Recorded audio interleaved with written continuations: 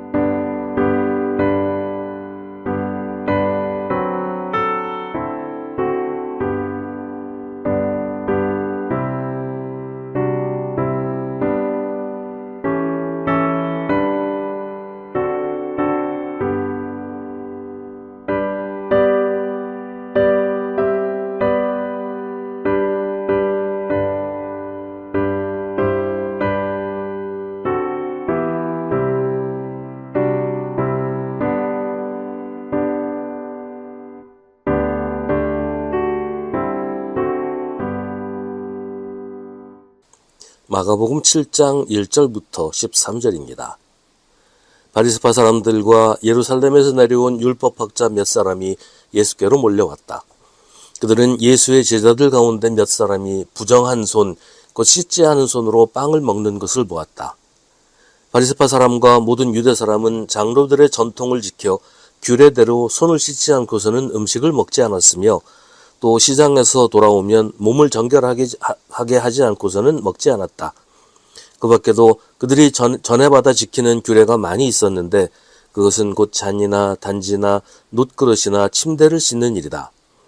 그래서 바리새파 사람들과 율법학자들이 예수께 물었다. 왜 당신의 제자들은 장로들이 전하여 준 전통을 따르지 않고 부정한 손으로 음식을 먹습니까? 예수께서 그들에게 대답하셨다.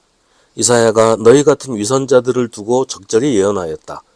이렇게 기록되어 있다. 이 백성은 입술로는 나를 공경해도 마음은 내게서 멀리 떠나 있다. 그들은 사람의 훈계를 교리로 가르치며 나를 헛되이 예배한다. 너희는 하나님의 계명을 버리고 사람의 전통을 지키고 있다. 또 그들에게 말씀하셨다. 너희는 너희의 전통을 지키려고 하나님의 계명을 잘도 저버린다. 모세가 말하기를 내 아버지와 내 어머니를 공경하여라 하고, 또 아버지나 어머니를 욕하는 자는 반드시 죽을 것이다 하였다. 그러나 너희는 말한다. 누구든지 아버지나 어머니에게 말하기를 내게서 받으실 것이 고르반 곧 하나님께 드리는 예물이 되었습니다 하고 말만 하면 그만이라고 말한다. 그러면서 아버지나 어머니에게 그 이상 아무것도 해드리지 못하게 한다. 너희는 너희가 물려받은 전통을 가지고 하나님의 말씀을 헛되게 하며 또 이와 같은 일을 많이 한다. 아멘. 이스라엘의 율법은 성경에 기록된 것이 전부가 아니었어요. 성경에 기록된 법과 구전으로 전해지는 구전법이 있었습니다. 이스라엘 사람들은 구전법 역시 성경의 율법과 동등한 비중을 두었는데, 구전법을 문서로 만든 것을 미슈나라고 합니다. 우리에게도 잘 알려진 탈무드는 미슈나를 해설한 책이에요. 그런데 이 구전법은 유대교의 종파에 따라서 서로 다른 경우도 많이 있었다고 해요. 예를 들어 식사하는 규례에 대해서 샤마이파는 먼저 그날을 축복하고 다음에 포도주를 축사한다고 했고, 힐렐파는 먼저 포도주를 축사하고 다음에 그날을 축사한다고 했습니다. 샤마이파는 먼저 손을 씻고 다음에 잔을 준비한다고 했고, 힐렐파는 먼저 잔을 준비하고 다음에 손을 씻는다고 했습니다.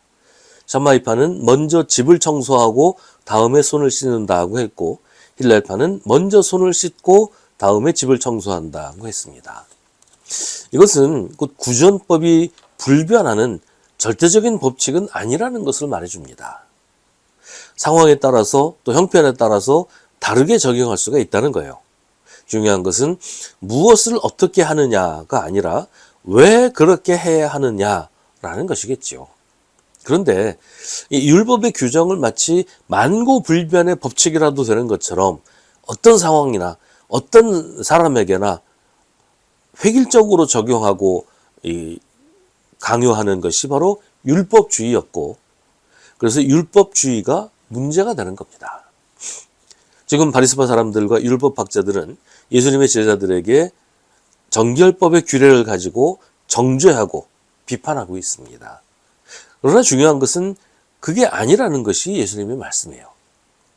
중요한 것은 그런 규례를 만든 이유가 무엇인가, 무엇을 위해서 그런 규례를 지켜야 하는가 하는 겁니다. 그런 규례를 만든 것은 하나님을 잘 섬기고 하나님의 뜻을 따라 살기 위해서예요. 하나님 없이 규례만 지키는 것은 헛된 일일 수밖에 없는 겁니다. 성경에서 바리새파 사람들이 특히 강조하는 안식일법과 정결법이 원래부터 율법에서 가장 중요한 핵심은 아니었습니다. 이스라엘이 이 법을 강조하게 된 것은 바빌로니아의 포로로 끌려가서부터였어요. 다른 나라에 포로로 잡혀와서 하나님의 백성이라는 정체성을 잃지 않기 위해서 율법을 또 철저하게 지키려고 했는데 그 포로 상황이라는 게 그럴 수가 없잖아요. 그래서 다른 율법은 다 제쳐놓고 안식일법과 정결법만 특별히 강조를 했던 거예요.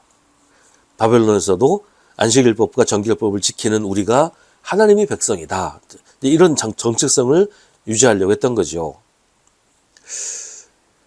근데 지금은 바빌로니아가 아니라 가나안에서 살고 있어요. 물론 여전히 로마의 식민지이기는 했지만 종교적으로는 자치가 허용된 상황이었어요.